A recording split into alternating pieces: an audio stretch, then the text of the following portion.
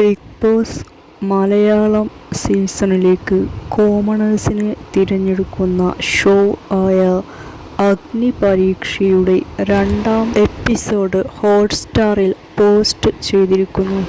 ഇന്നലെ ഗെയിമിൽ നിന്നും പുറത്തായ 20 പേരെയും സ്റ്റേജിലേക്ക് ക്ഷണിക്കുന്നുണ്ട്.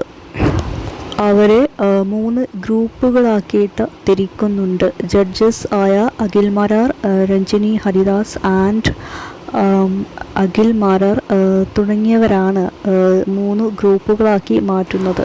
ഓരോ ഗ്രൂപ്പിനും വ്യത്യസ്തമായ ടാസ്കുകൾ കൊടുക്കുന്നുണ്ട്. ടാസ്കുകളിൽ ജയിക്കുന്നവർക്ക് പെൻഡന്റ് കൊടുക്കുന്നുണ്ട്. ഈ ഒരു എപ്പിസോഡിൽ വളരെ ശ്രദ്ധയാകർഷിച്ച ഒരു കണ്ടസ്റ്റൻ്റ് ആയിരുന്നു രാകേഷിന് പെൻഡന്റ് ലഭിച്ചിട്ടുണ്ട്. രാകേഷിൻ്റെ പേഴ്സണാലിറ്റിയും ഒരു സംസാര രീതിയുമെല്ലാം മറ്റുള്ളവരിൽ നിന്നും വ്യത്യസ്തമായി ഫീൽ ചെയ്യുന്നുണ്ടായിരുന്നു. ബിഗ് ബോസിന് പറ്റിയ ഒരു പേഴ്സണാലിറ്റി ആയിട്ട് ഫീൽ ചെയ്യുന്നുണ്ടായിരുന്നു. ശ്രദ്ധിക്കപ്പെട്ട മറ്റൊരു വ്യക്തി പൂജ ആയിരുന്നു. ഇന്നലത്തെ എപ്പിസോഡിൽ പൂജ എന്ന മറ്റൊരു കണ്ടസ്റ്റൻറ്റിനെ ഗെയിമിലേക്ക് കയറ്റിയതിനെ ചോദ്യം ചെയ്യുന്നുണ്ടായിരുന്നു.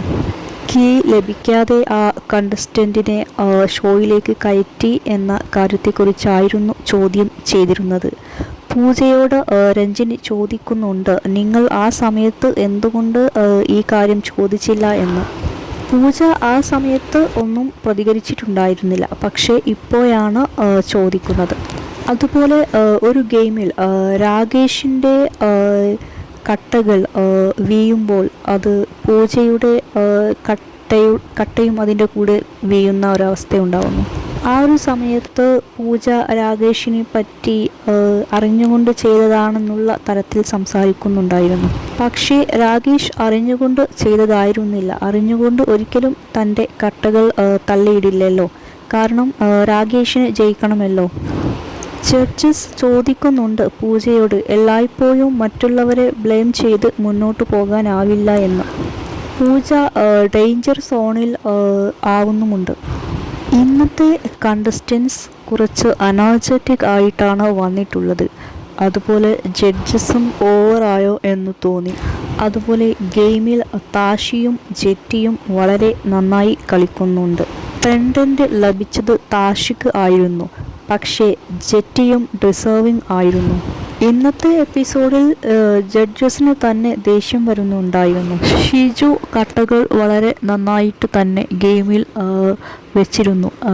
പക്ഷേ ബസർ അടിച്ചതിന് ശേഷമാണ് ഷിജുവിൻ്റെ കട്ടകൾ വീണത്. ഷിജുവിന് ആ ഒരു പെൻഡന്റ് ലഭിക്കുന്നുണ്ട്. വൈശാഖും വളരെ നന്നായിട്ട് തന്നെ ചെയ്തിരുന്നു. പക്ഷേ ഓറഞ്ച് ബ്ലോക്ക് വെച്ചിരുന്നില്ല. അതുകൊണ്ട് അദ്ദേഹത്തിന് ഈ ഒരു പെൻഡന്റ് ലഭിച്ചിരുന്നില്ല. ശ്യാം എന്ന ആളോട് അഖിൽ ചോദിക്കുന്നുണ്ട്, നിലപാട് എന്താണ്?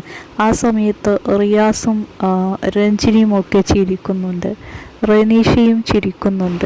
അവർ ചിന്തിക്കുന്നുണ്ടാവും, ഒരു നിലപാടും ഇല്ലാത്ത ആളാണോ ഈ ചോദ്യം ചോദിക്കുന്നത് എന്ന്. ശ്യാം പറയുന്നുണ്ട്, വ്യത്യസ്തമായ നിലപാട് ഉള്ള ആളുകൾക്ക് നിലപാടില്ല, അത് ഡബിൾ സ്റ്റാൻഡ് ആണ് എന്ന രീതിയിലൊക്കെ പറയുന്നുണ്ട്. ഇന്നലത്തേക്കാളും കണ്ടസ്റ്റൻസ് കുറച്ചുകൂടി ആക്റ്റീവ് ആയിരുന്നു ഇന്നത്തെ കണ്ടസ്റ്റൻസ്. ആൻഡ് ജഡ്ജസും കുറച്ച് ഓവറായിരുന്നു. ഇന്ന് കണ്ടസ്റ്റൻസും ഓവറായിരുന്നു, ജഡ്ജസും ഓവറായിരുന്നു. ഇന്ന് പെൻഡന്റ് ലഭിച്ചത് 5 പേർക്കാണ്.